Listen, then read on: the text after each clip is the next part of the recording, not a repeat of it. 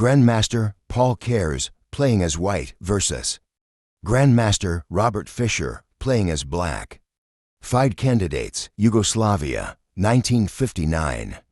The 1959 candidates tournament, a 28 round quadruple all-play-all held to determine the next challenger to World Champion Mikhail Botvinnik. The event is best remembered in chess history for the role it played in Mikhail Tal's meteoric ascent to the World Championship and for the appearance of 16-year-old Bobby Fischer. Tal did not have it easy, however. The early lead was taken by Paul Keres. However, by the time play moved to Belgrade, Tal had opened up a 1.5 point lead over his rival. He held the lead until the end. Keres start with d4. Fischer responds knight f6.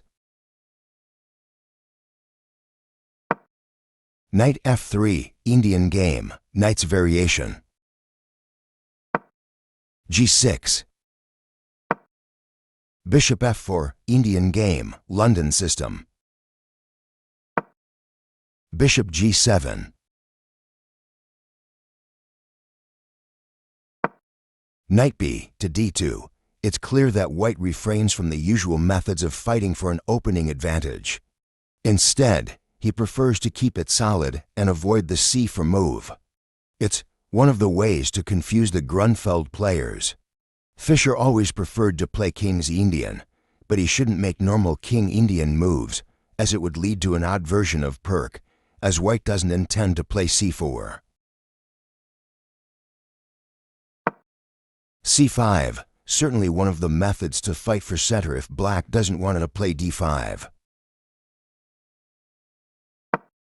c3, we have annotate several games and recommend the London system, which Keres has not transposed to. However, I don't recommend the way he applies it in this game.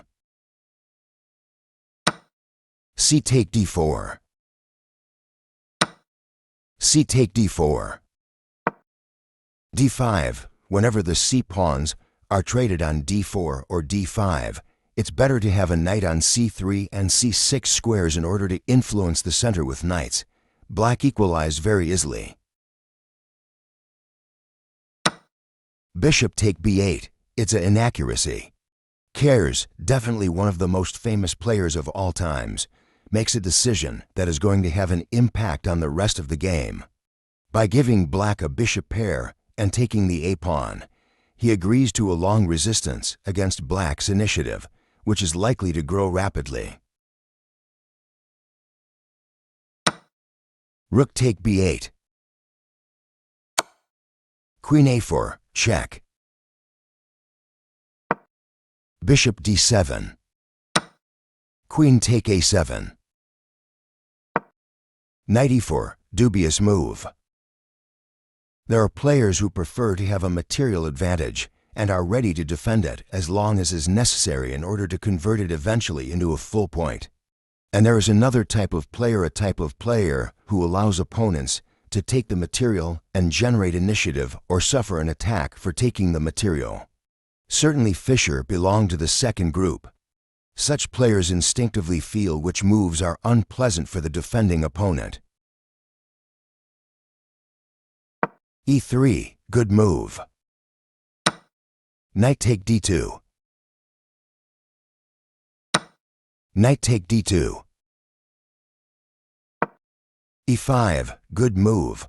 We really like this strike as black should open the position due to his bishop pair, which needs lots of space. Knight b3, bad move. Castle kingside. Queen c5, bad move. Normal solutions are no longer possible, and white has to be very careful. Otherwise, he's not going to survive the next moves.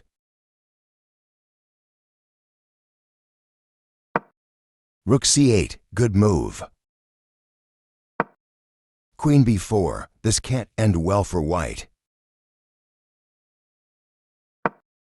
Rook e8. Bishop e2. Keres finally gets some precious time to develop his pieces, and he's only one move from castling and becoming safe. Still, one move makes a difference, especially because black's pieces are centralized and ready for a battle. E take d4.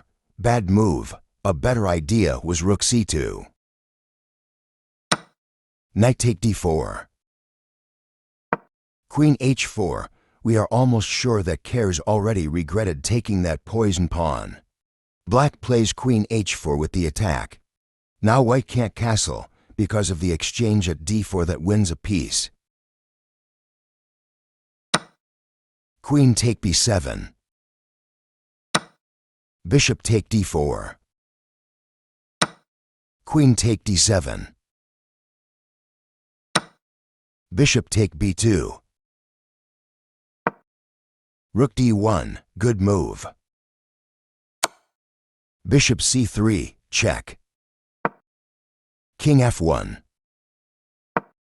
d4, a rather forced continuation. Black gave up his bishop pair, and the white king got stuck in the center in return. Opposite-colored bishops always guarantee an advantage for the attacking side. E take d4. It's an inaccuracy move. Queen take e4. Queen g4. Bad move. Queen c2. Good move. g3. Queen take a 2. Bad move. Bishop b5. It's a blunder. White was about to consolidate, and he makes such a terrible mistake. Queen d5. Good move. Bishop take e8. Dubious move. Queen take h1. Check. King e2.